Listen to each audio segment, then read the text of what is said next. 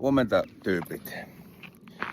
Olisi tarkoitus kuvata mun päivää ja pääsette vähän seuraamaan minkälaista se pesäpalloilijan glamouri on, että aamuvellit on vetästy ja tässä koiran kanssa vähän käpsyttelemässä ja sitten käydään vähän syömässä ja lähdetään reeneihin. Ei muuta kuin tervetuloa mukaan. No niin, polkastaan reenit käyntiin. Päivää. Heipä hei. No niin, nyt lähdetään vähän hommiin. Alkulämmöille.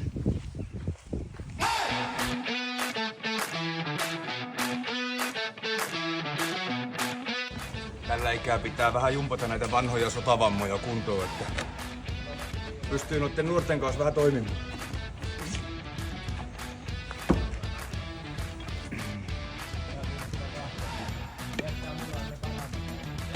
Tässä pannaan käsimunakoordinaatio kuntoon ennen lajireeniä.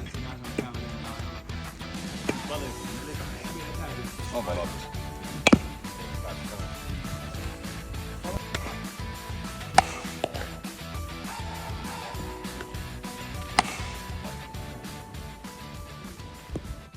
No niin, nyt on reeni pulukassa ja pesulle ja syömään ja sitten lähdetäänkin oikein leipätöihin. Morjesta. Ei, Mä tulin reissulounaan. Morjesta. onko se tuolla palaukin? On meillä on.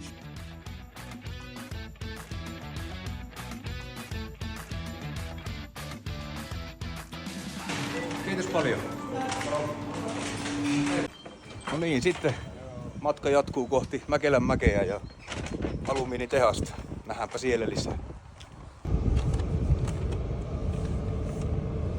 No niin, sitten tahistimet paussille. Täällä jo tuoreet kahvikki tippuu meikäläisille. Oikein mukava homma.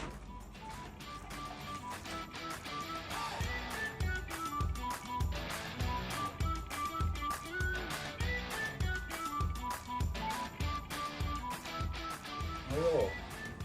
Sitten lähdetään duuniin. Nythän on semmonen homma, että tänne ei oikein kameroita saa tulla tänne hallin puolelle, mutta pitäisi mennä palaamaan semmosia 6,5 metriä pitkiä aihoita tuonne puristinpoikille, että ne saa puristaa ikkunakarmiin.